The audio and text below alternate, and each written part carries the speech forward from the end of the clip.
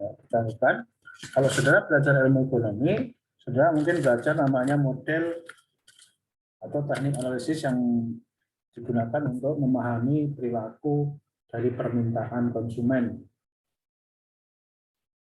Nah, kalau saya lihat di sana, dia menggunakan model matematika dalam bentuk grafik X dan Y. Nah, karena grafik X dan Y itu hanya ada 2 garis vertikal dan satu garis vertikal dan satu garis horizontal, maka yang bisa dikaitkan itu variabelnya ada 2.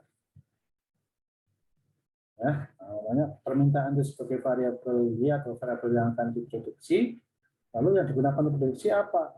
Hanya boleh 1. Jadi yang mempengaruhi permintaan itu apa?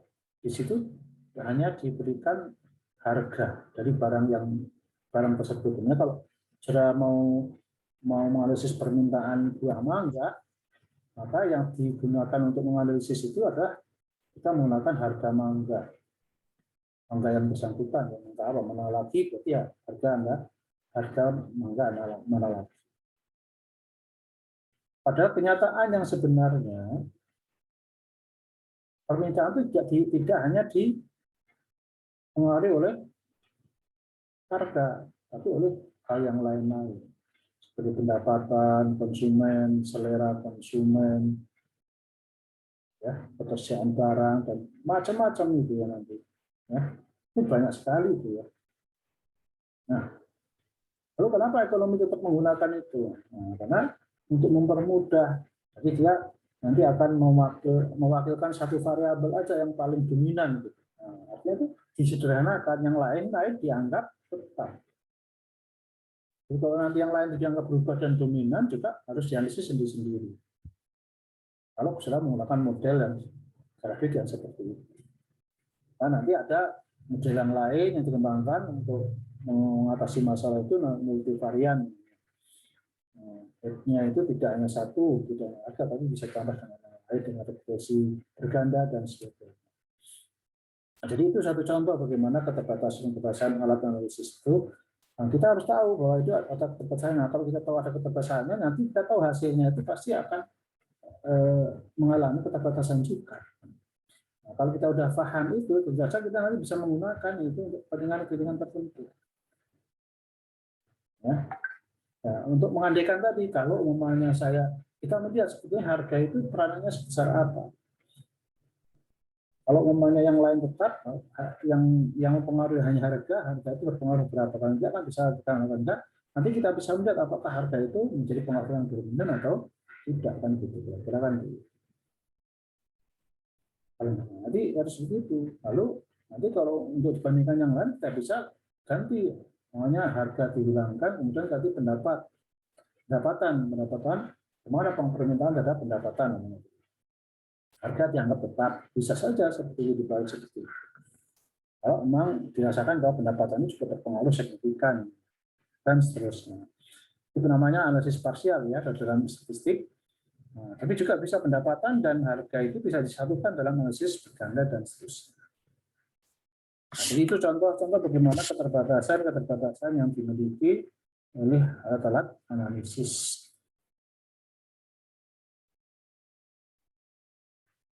Kemudian yang keempat, analisis keputusan untuk pengintegrasian hasil pekerjaan dari berbagai pihak seperti analisis, manajer, pengusaha, dan para ahli. Nah, agar kita bisa menghasilkan suatu keputusan yang baik, maka biasanya kan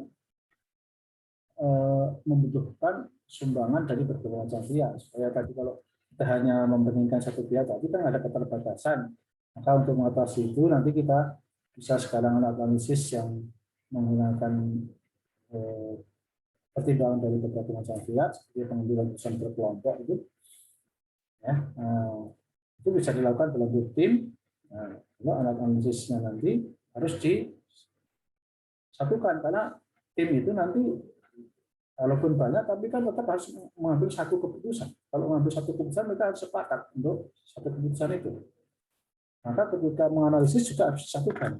Mungkin pertama-tama analisisnya berbeda, tapi setelah itu harus disatukan, harus disinkronkan. Ya, bagaimana cara melakukannya itu? Ya, itulah yang harus dipahami nanti. Nah, bagaimana mengintegrasikan hasil-hasil dari analisis yang ada. Jadi itu membutuhkan waktu tersendiri juga dalam proses pengambilan keputusan secara berkelompok. Oke, jadi itu kita lihat bagaimana pertimbangan penggunaan alat-alat analisis. Bagaimana kemudian kita memanfaatkan analisis keputusan?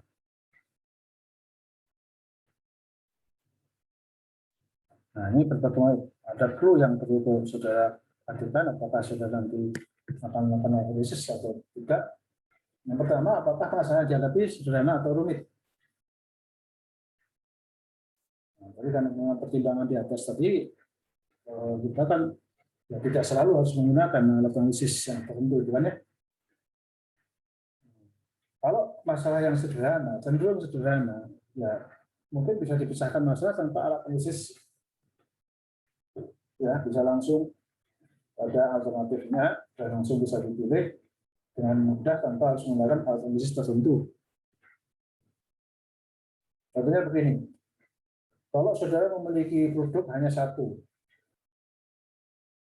lalu saudara diminta untuk menghitung bagaimana sudah berapa keuntungan yang saudara peroleh dari produk tersebut. Maka saudara bisa menganalisis, kan, menghasilkan keuntungan itu kan hanya dengan menjual. Saudara akan bertanya, lalu berapa banyak yang bisa saya jual, atau lalu berapa banyak yang bisa saya produksi, kan? Maka ketika bicara produksi, kita tanya berapa input yang kita miliki, berapa untuk satu produk itu input itu. Jadi kita itu dengan mudah dengan matematika biasa.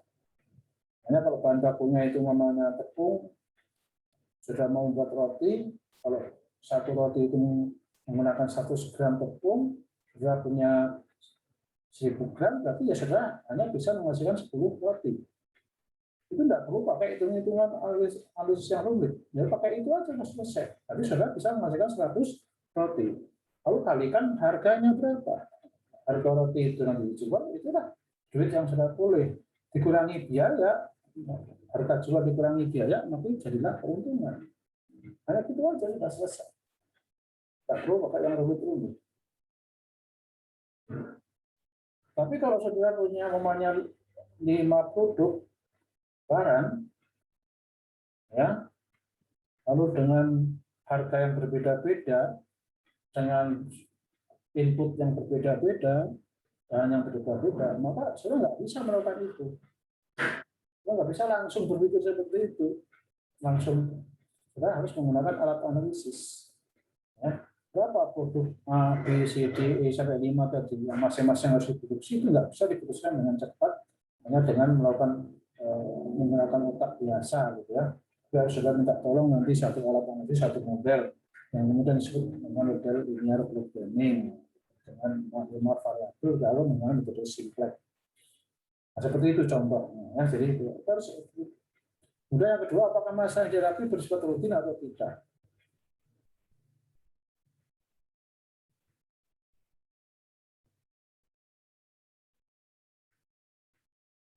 Kalau masalah yang rutin, ya sudah cukup membuatkan program. Ya, tidak perlu alat analisis yang canggih-canggih. Programnya, ya, karena masalah kan berulang-ulang terus dalam situasi kondisi yang sama, gitu. Ya, kan terprogramnya rutin. Dari gaji, saudara membuat gaji itu kan terjadi setiap bulan. Lalu faktor-faktornya sudah jelas yang diperhitungkan untuk menghitungnya. Nah, saudara nggak perlu alat analisis macam-macam lah. Gitu. Cukup tambahkan aja apa yang jadi komponennya itu. Nah, anggaran gaji pokok, ditambah apa? Tunjangan, ditambah apalagi jam lembur mungkin ya. Dikurangi sanksi denda dan sebagainya macam-macam. Lalu ya sudah ketemu gitu aja. Nah, itu untuk masalah-masalah yang tidak rutin yang biasanya itu sekali terjadi, kadang-kadang itu membutuhkan analisis tertentu ya. Nah, jadi kalau sudah namanya, tahu-tahu ada demo karyawan gitu ya, nah, itu sudah Karena itu nggak pernah terjadi, baru sekali itu terjadi di perusahaan ada demo. Nah, perusahaan harus menghadapinya itu, baru mencari apa penyebabnya, lalu bagaimana mengatasinya, itu tidak terus muncul begitu saja, kan harus dipikirkan dengan sistem kadang-kadang beberapa waktu. Ya, kemudian yang ketiga, apakah teori model dan teknik yang dikuasai oleh manajer yang bersangkutan dipandang tangguh untuk mengatasi sebuah problematik yang dihadapi atau dilibatkan. Tidak semua manajer ya memiliki pengetahuan yang lengkap dan baik mengenai semua alat-alat analisis. Ya. Nah, kalau kita nggak mampu menggunakan alat analisis, ya, kalau kita gunakan juga hasilnya pasti tidak benar ya. Itu yang pentingnya. Jadi kalau mampu ya silahkan digunakan. Dan yang terakhir, apakah biaya yang harus dikalkulasi dapat digunakan? Karena alat-alat untuk analisis itu kadang-kadang kalau pihak perusahaan sendiri tidak memiliki ahli yang bisa melakukannya, ya kita membutuhkan ya lain, pihak luar ahli yang harus kita gaji ya. Itu dan itu tidak membutuhkan biaya. Enggak, kalau mampu ya silahkan, kalau nggak mampu ya gunakanlah kemampuan yang ada aja. Seperti itu. Jadi intinya tidak ada keharusan menggunakan analisis tertentu ya. Yang penting ya, bagi perusahaan itu intinya istilahnya itu ada cost and benefit yang perlu dipertimbangkan intinya ya. Cost and benefit yang perlu dipertimbangkan. Semua ada biayanya, semua ada manfaatnya. Cari biaya yang terkecil dan carilah manfaat yang terbesar. Nah, sekarang kemajuan teknologi, alat analisis itu sekarang banyak dibantu oleh kemajuan teknologi, terutama teknologi informasi, perkembangan untuk komputer dan sebagainya. Nah, sekarang ini dengan seperti program aplikasi Microsoft Office itu aja kita bisa banyak dibantu untuk melakukan analisis ya. Contohnya nanti saudara bisa mengecek salah ngetik saudara, salah ngetik itu dengan menggunakan editing ya. Kita analisis juga mencari kesalahan. Ya. Bisa saudara nanti melakukan berbagai macam tugas-tugas ya, dengan lebih cepat ya, dengan menggunakan Words. Saudara bisa menggunakan membuat surat yang isinya sama kepada banyak orang gitu ya. Tak perlu harus mengetik sendiri, maka saudara cukup menggunakan MailMerge gitu kan. Bukan banyak teknologi yang membantu kita kemudian menyelesaikan masalah kita ya seperti itu ya. Apalagi nanti kalau gunakan Excel ya bisa melakukan analisis statistik, analisis yang lain-lain ya. Baik secara langsung maupun tidak langsung di program itu bisa sangat membantu. Kalau tidak, kalau saudara sudah tahu bagaimana melakukannya, komputer bisa mempercepat. Intinya seperti itu. Dan hitungannya bisa lebih akurat hasilnya. Menghindari kesalahan hitung ya. Nah ini ada beberapa hal dari komputer yang bisa disumbangkan. Yang pertama menghilangkan sama sekali kebutuhan untuk mengambil keputusan tertentu. Jadi komputer kan tidak berpihak ya, berpihak pada input saja, pada informasi saja. Setelah informasi dimasukkan, dia akan analisis di situ dan memutuskan sesuai dengan informasi yang ada. Tidak ada unsur perpihakan ya. Pada politik, pada kekuasaan, pada orientasi subjektif dan sebagainya. Lalu membantu manajer melakukan analisis berbagai situasi sehingga pilihan yang dipilih lebih tepat dan dapat dibuat. Tepat artinya manajer ini nanti bisa menggunakan komputer itu untuk menganalisis. Contohnya kalau saya melakukan statistik, sudah bisa menggunakan SPSS. Ya kan? Lalu berdasarkan macam alat analisis yang ada di dalam statistik sudah bisa coba di situ sehingga manajer bisa menggunakan kalau dilakukan dengan cepat maka dia bisa menganalisis dengan berbagai macam alat analisis gitu ya lalu dia bisa mempertimbangkan ya. Membuat manajer untuk tidak terjebak pada situasi keputusan yang tidak menguntungkan. Ya. Nah, itu kan nggak ada jebakan, karena di situ alat analisis pakai komputer ini sifatnya kan objektif ya, tidak ada jebakan, yang adanya fakta di situ. Ya. Jadi kalau tidak menguntungkan ya dia bilang kan tidak menguntungkan.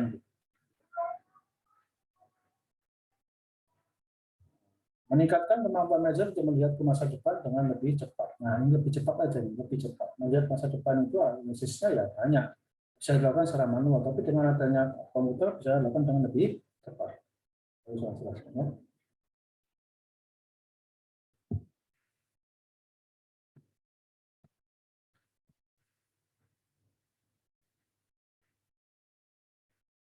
Nah, pendekatan heuristik agak berbeda ya. Pendekatan heuristik itu tidak bisa sepenuhnya dilakukan oleh komputer, tapi komputer nanti bisa membantu saja.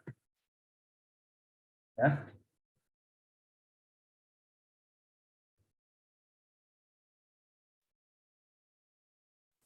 Ya nanti paling tidak terjadilah nanti interaksi ya. Di komputer tidak bisa mandiri melakukannya itu, tapi terjadi interaksi antara manusia dengan komputer. Jadi membutuhkan dua hal. Komputer tetap bisa membantu juga pendekatan heuristik. Maka disebut ada yang namanya DSS-POM, Decision Support System. Ya, Production Operation Management kalau dalam bidang operasi. DSS saja ya, Decision Support System untuk berbagai macam bidang. Ya. Jadi di situ tetap membutuhkan manusia. Di pendekatan yang lain, yang pendekatan rutin tadi ya, kadang-kadang komputer bisa mengambil keputusan sendiri. Yang otomatis itu, seperti ATM seperti itu ya. Enggak perlu campur tangan manusia di situ, kecuali mengambil uangnya yang sudah terlalu penuh nanti lalu atau mengisi uangnya tergantung dari mesin ATM-nya untuk setor atau untuk tarik tunai. Memang ada interaksi manusia bukan dalam proses pengambilan keputusannya, ya, tapi membantu keterbatasan mesin tadi itu. Tetap ini manusia tetap diperlukan. Hanya dalam pengambilan keputusannya itu tidak membutuhkan manusia. Tapi pendekatan heuristik tetap membutuhkan manusia. Ya. Tapi bisa membantu tetap komputer ya. Nah, seperti tadi umpamanya saudara ada masalah tenaga kerja yang mogok, maka saudara kemudian bisa membantu menganalisis kenapa dia mogok. Ketika ditanyakan kepada mereka kenapa mogok, gajinya kurang, namanya. Ketika bekerja gaji kurang, saudara bisa nanya kepada sistem informasi pada website, berapa sih sebenarnya gaji pada umumnya perusahaan seperti saudara itu? Nah, saudara akan bisa menggunakan komputer di situ, website, internet dan sebagainya yang menyediakan informasi itu bisa saudara akses, bisa saudara manipulasi, lalu kemudian bisa saudara sajikan kepada orang-orang tersebut. Oke, kita bicara fakta, kan gitu ya, informasi benarkah gaji saudara itu kecil? Kita lihat nih daftar gaji. Bisa dilihat itu bersama-sama dengan perwakilan yang mau kotor. Ini gaji kita. Nah, jadi kelihatan benarkah gaji kita itu rendah atau terlalu rendah. Nah, jadi bisa kita gunakan namanya model kalau gaji itu nilainya berbeda-beda, bisa kita rata-ratakan dari berbagai macam sumber tadi, rata-ratakan lalu ketemu rata-ratanya berapa lah. Kita bisa bandingkan gaji kita dengan rata-rata tadi. Nah, artinya di sini komputer membantu kita untuk mengakses informasi dan kemudian membuat perhitungan analisis rata-rata tadi. Dengan rata-rata tadi, itu kan analisis statistik ya. Nah, kita bisa membandingkan dengan gaji kita. Saya katakan kawan, sebenarnya gaji kita itu ya sama, bahkan lebih tinggi dari rata-rata. Kenapa disebut? Nah, karena mungkin sebelumnya penyebabnya bukan masalah gaji, itu dibuat-buat aja. Saudara bisa pasti mencari penyebab yang lain. Nah, mungkin ada penggerak orang hanya ingin mengacaukan perusahaan saudara, pesaing dan sebagainya. Bisa terjadi seperti itu. Itu contoh bagaimana kita menggunakan pendekatan heuristik. Nah, sistem pengambilan keputusan tadi sudah saya jelaskan. Komputer sekarang sudah banyak bisa membantu menyediakan alternatif, bahkan memberikan alternatif yang terbaik melakukan penilaian alternatif menjadi alternatif yang terbaik dengan metode-metode yang ada membantu seperti itu. Sehingga nanti kita tinggal adjustment saja, melakukan penyesuaian atau menerima atau tidak, ya. Jadi kalau atau menerima dengan adjustment, ya, dengan kebijakan, dengan perubahan dan sebagainya.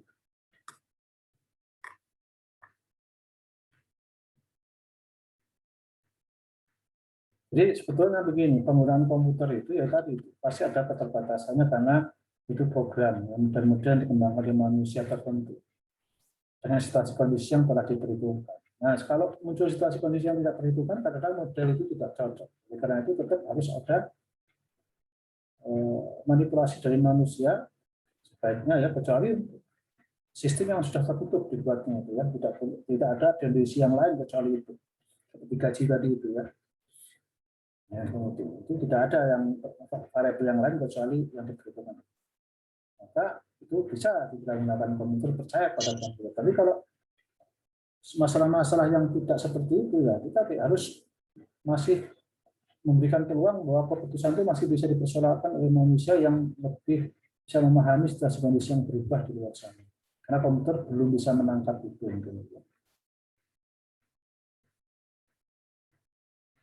Nah, selain itu juga sistem komputer juga kadang-kadang belum tentu bisa digunakan oleh semua orang, ya. Nah, itu saudara sekarang ini dalam situasi kondisi yang seperti itu, ketika saudara diajari oleh dosen yang memang mengajarkan teknik atau model-model yang terkomputerisasi, mintalah saudara untuk paling tidak diberikan demo, karena kita nggak ada prakteknya menjadi demo, ya, atau menunjukkan bagaimana caranya. Karena sekarang dengan adanya teknologi komputer yang sudah user friendly itu, sebetulnya penggunaan komputer itu tidak susah. Hanya yang susah itu nanti kalau kita masuk pada teknik-teknik tertentu yang memang membutuhkan pengetahuan yang lain selain komputer. Nah, mungkin teorinya sudah diajarkan di kelas, tapi kadang-kadang prakteknya tidak dilakukan karena memang tidak akan dilakukan. Paling tidak demo, saudara minta demo, tunjukkan bagaimana caranya, lalu belajar sendiri. Nah, seperti SPSS itu banyak mahasiswa kan di dalam praktek mungkin nggak ada praktek SPSS, tapi kan saudara bisa belajar sendiri karena saudara sudah bisa menggunakan komputer. Tinggal baca buku panduannya, lalu saudara coba-coba, bisa dilakukan karena user friendly tadi, karena mudah. Ya, seperti itu saudara. Nah, tapi untuk orang-orang awam kadang-kadang ya susah. Ya. Karena dia nggak paham teorinya, nggak paham juga komputernya.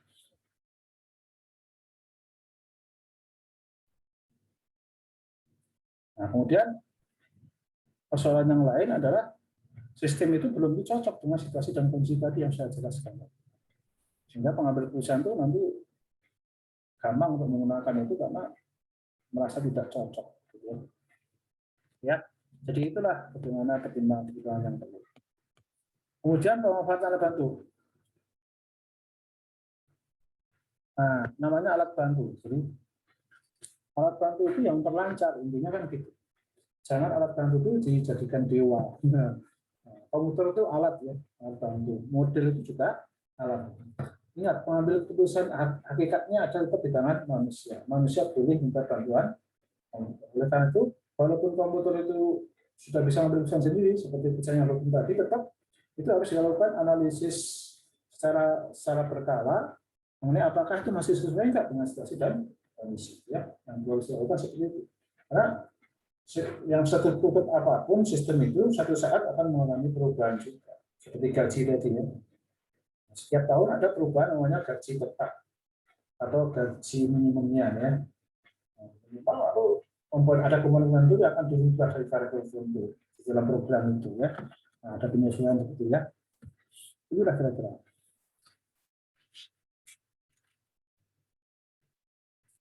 Nah, ini langkah-langkah yang perlu dilakukan supaya alat bantu tetap berfungsi dengan baik adalah pertama, pemakai alat bantu tersebut harus mampu menyusun kriteria efektivitas alat itu sendiri.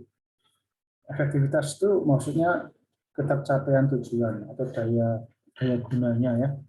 Hasil gunanya. Karena intinya prosesnya kita nggak tahu di dalamnya komputer, yang penting kan hasilnya sesuai gitu ya. Nah, maka alat bantu itu harus mampu menyusun kriteria. Maksudnya menyusun kriteria itu artinya ketika dia melakukan pilihan-pilihan keputusan tadi itu kan ada kriterianya. Nah, kriteria ini harus disusun sedemikian rupa supaya tetap efektif. Gitu. Jadi kalau nanti ada perubahan, dia harus selalu mengalami perubahan juga, harus bisa mengalami perubahan. Baik secara sendiri karena dia mempunyai artificial intelligence yang kemudian mampu memperbarui diri sendiri maupun dibantu oleh programmer atau manusianya. Dalam menciptakan alat bantu, para ahli teknologi sudah barang tentu berusaha sekuat tenaga untuk menciptakan alat yang canggih. Nah, ini kecanggihannya ini. Nah, canggihannya harus disesuaikan. Iya kan? Sekarang coba perhatikan dengan alat-alat bantu yang sekarang dengan menggunakan sistem pembayaran elektronik, gitu kan? Kalau saudara tidak mengikuti kecanggihannya, ya nanti sudah pada waktunya, saudara walaupun punya uang, saya pernah namanya itu masuk keluar parkir gitu ya. Saya punya uang segepok gitu ya, lengkap mulai dari receh sampai ratusan ribu yang paling tinggi gitu ya. Jadi begitu bayar parkir nggak bisa. Karena apa? Karena tempat parkirnya itu tidak menerima uang tunai. Seperti jalan tol itu sekarang kan. Ah, repot kan? Makanya kalau saudara nggak ngikutin kecanggihannya juga kan lebih merepotkan gitu kan. Ya, kalau mau memanfaatkan itu ya harus ngikutin kecanggihannya itu. Disesuaikan semua situasi kondisi untuk misalkan dengan teknologi yang canggih itu. Ya, itu yang harus dilakukan. Oke, saya kira selesai untuk materi alat bantu yang kemarin telah kita mulai dan sekarang sudah tuntas. Nah, kemudian nanti kita akan ada bab yang penyelesaian ini bab terakhir ya, yang kita akan bahas nanti dalam pertemuan yang berikutnya. Dan jangan lupa nanti ditunggu saudara ikuti terus ya informasi untuk ujian susulan maupun ujian remedial UTS ya. Nanti saya lagi proses ini, nanti nilainya nanti saya akan umumkan sudah selesai dan saudara nanti bisa mendaftar untuk ujian susulan bagi yang nilainya kurang dari 60 dan yang belum ujian UTS juga bisa daftar untuk ujian susulan ya. Oke, sebelum kita akhiri ada pertanyaan?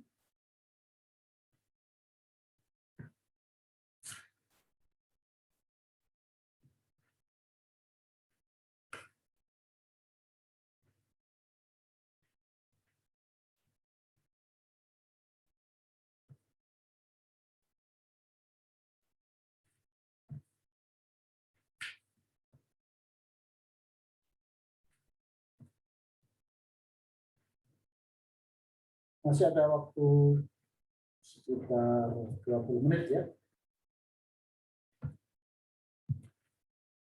Kalau ada pertanyaan, kalau tidak ada pertanyaan akan saya lanjutkan ya.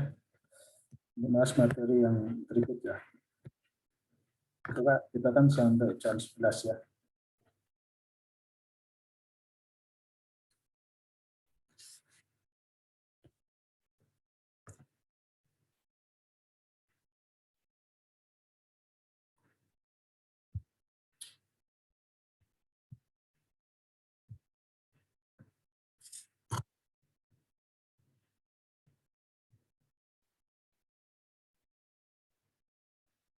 Ini hanya ada 20 orang yang ikut Zoom ya.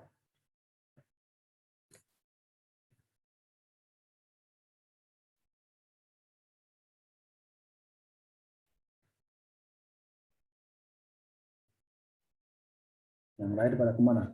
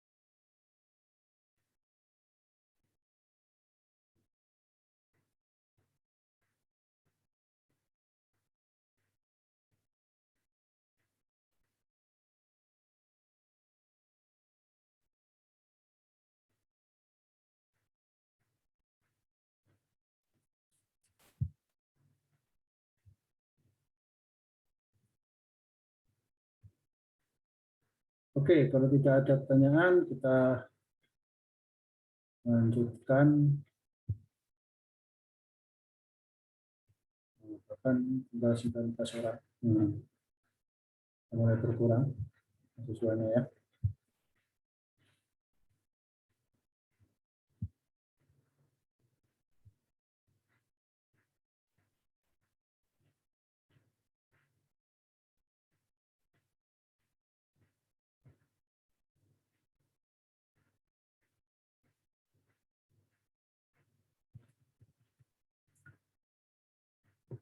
Oke, untuk pelaksanaan keputusan,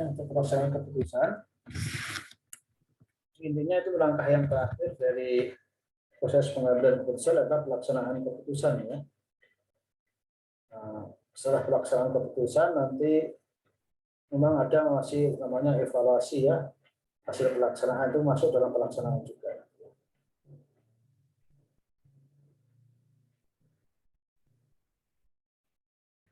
Tapi proses secara keseluruhan itu, proses pengambilan keputusan itu sudah selesai ya pada saat pelaksanaan itu sendiri sebetulnya ya. Jadi pelaksanaan itu ya sudah namanya aplikasi ya dari keputusan yang ada. Makanya kalau kita perhatikan dari langkah-langkah yang ada dua langkah yang kritis ini ya. Yang pertama itu langkah yang pertama yaitu langkah untuk identifikasi masalah atau menemukan masalah, itu langkah yang kritis yang pertama.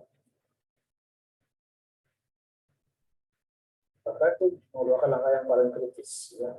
Karena apa? Karena kalau saudara salah menemukan masalah, apapun yang kita lakukan setelah itu tidak ada gunanya. Seperti itu ya. Maka jangan sampai salah di awal ya. Karena menemukan masalah itu bukan proses yang pertama kali dalam proses pengambilan keputusan. Kalau itu sudah salah, maka langkah berikutnya jadi tidak ada gunanya. Karena sebut itu langkah yang paling kritis. Kemudian langkah kritis yang berikutnya adalah pelaksanaan keputusan ini. Jadi keputusan apapun yang saudara ambil, sebaik apapun yang saudara ambil, kalau tidak dilaksanakan ya nggak ada gunanya. Karena dalam persoalan pribadi manusia ya, kadang-kadang pelaksanaan pengambilan keputusan itu dilakukan secara mandiri, ya. Secara konseptual itu ada di otak saudara, lalu saudara nanti mengambil keputusan terbaik gitu. Jadi kalau itu masih di otak saja, masih di kertas saja, saudara tulis begitu, tapi kalau nggak dilaksanakan kan nggak berdampak apa-apa.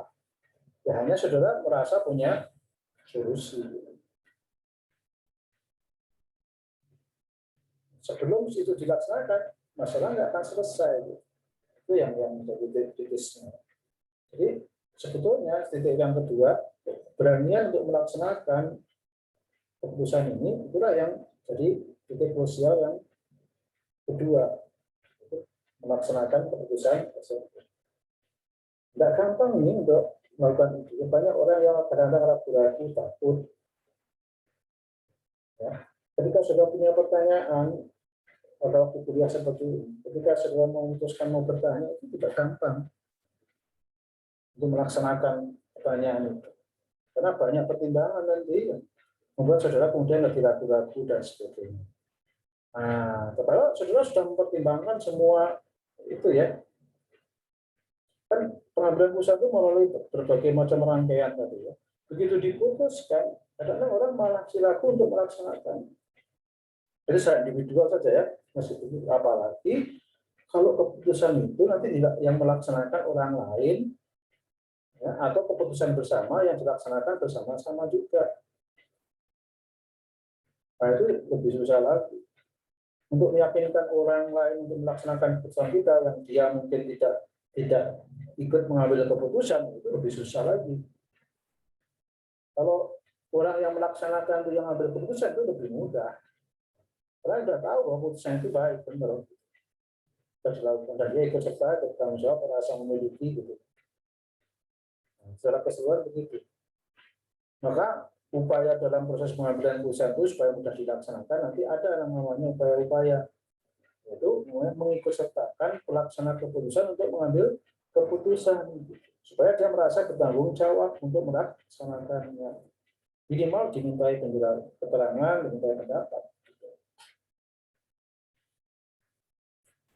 Nah, apalagi kalau saudara ini seorang ahli yang diundang, kemudian yang memang bukan saudara yang melaksanakan.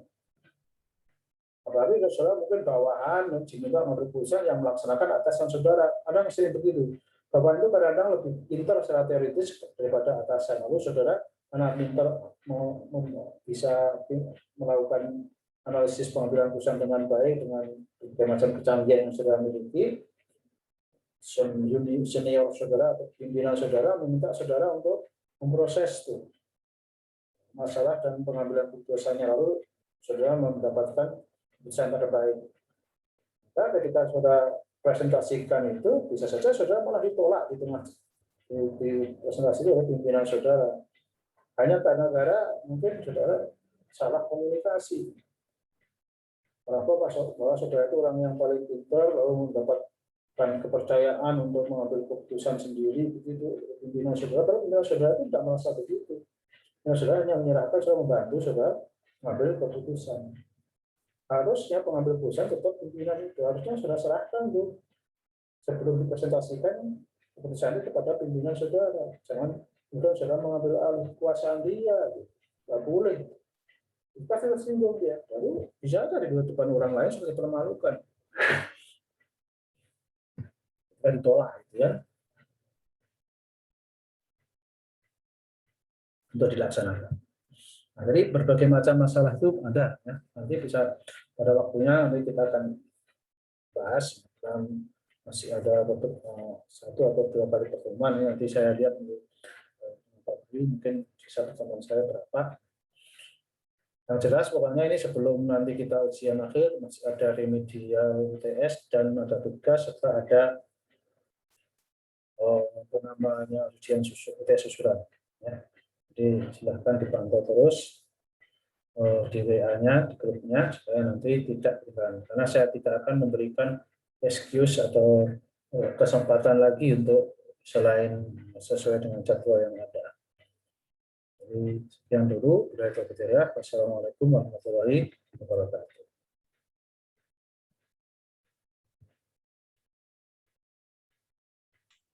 Waalaikumsalam warahmatullahi wabarakatuh. Waalaikumsalam warahmatullahi wabarakatuh. Waalaikumsalam warahmatullahi wabarakatuh.